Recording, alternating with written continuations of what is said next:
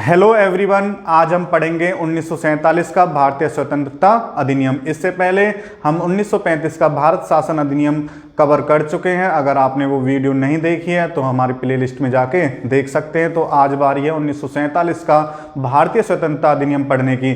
तो भारतीय स्वतंत्रता अधिनियम से बहुत इंपॉर्टेंट क्वेश्चन बनते हैं। तो सबसे पहला क्वेश्चन यही अराइज होता है यहाँ से कि ब्रिटिश संसद में जो ये स्वतंत्रता अधिनियम है ये कब प्रस्तावित हुआ। तो 4 जुलाई 1947 को ये प्रस्तावित हुआ था ये अधिनियम, और ब्रिटिश संसद के द्वारा कब इसे स्वीकृत किया गया तो 18 जुलाई 1947 को ब्रिटिश संसद के द्वारा ये अधिनियम स्वीकृत हुआ था।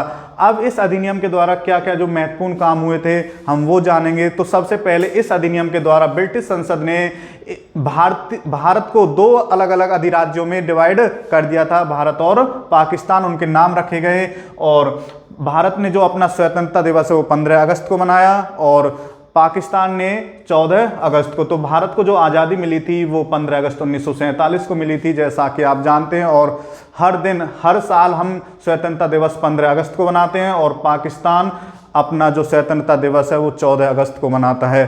तो सेकंड काम जो इसमें हुआ, 2 अधिराज्यों की स्थापना की गई, और 15 अगस्त 1947 को भारत और पाकिस्तान नामक 2 अधिराज्यों की स्थापना की गई। नेक्स्ट, जो सत्ता का जो भारत और पाकिस्तान 2 अलग अलग अधिराज्य बना दिए गए। अब उनमें जो सत्ता का उत्तरदायित्व है उसे क्या, तो दोनों अधिराज्यों की सत्ता का जो उत्तरदायित्व है वो संविधान सभा को दिया गया। अब संविधान सभा क्या करेगी, उनमें एक गवर्नर जनरल नियुक्त करेगी।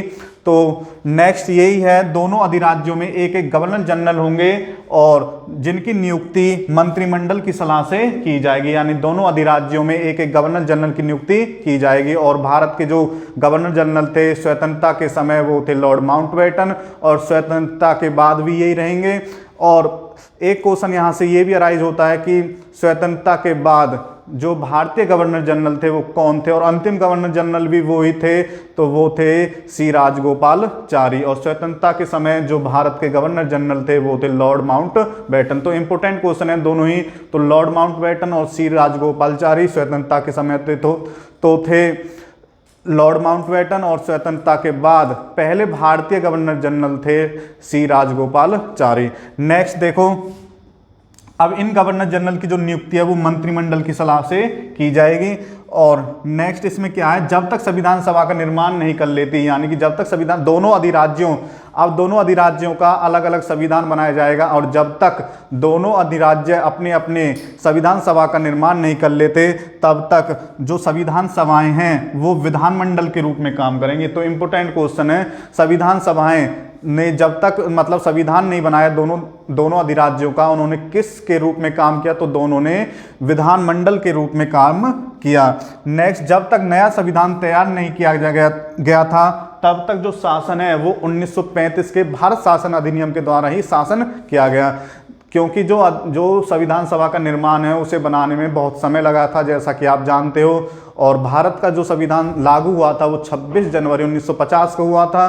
तब तक जो शासन चला था वो 1935 के भारत शासन अधिनियम के द्वारा ही शासन किया गया था। और आप ये भी जानते हो कि भारत शासन अधिनियम से बहुत सारा पार्ट लिया गया है संविधान सभा में।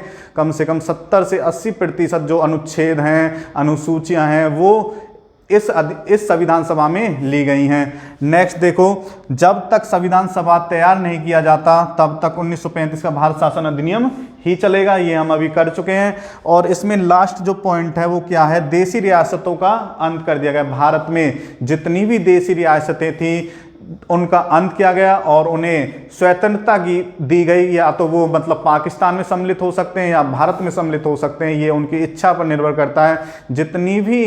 जितने भी मतलब देशी रियासतें थी उनका अंत किया गया। जैसे कि हैदराबाद एक देशी रियासत थी, तो उनका अंत करके भारत या पाकिस्तान में उन्हें सम्मिलित करने के लिए स्वीकृत किया गया।